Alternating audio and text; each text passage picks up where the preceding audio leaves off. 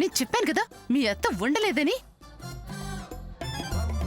చెల్లి, నేను వెళ్ళిపోతానంది శామ్ని పిలవటంతో పాటు బాత్రూమ్కి వెళ్ళాలి. బాత్రూమ్కి వెళ్ళాలి.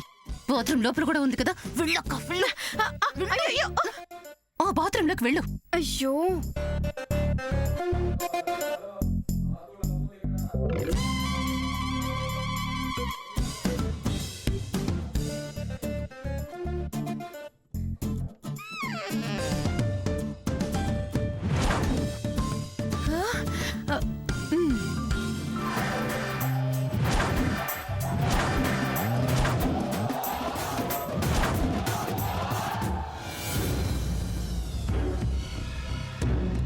రే చంద్ర, ఇక్కడున్నావా?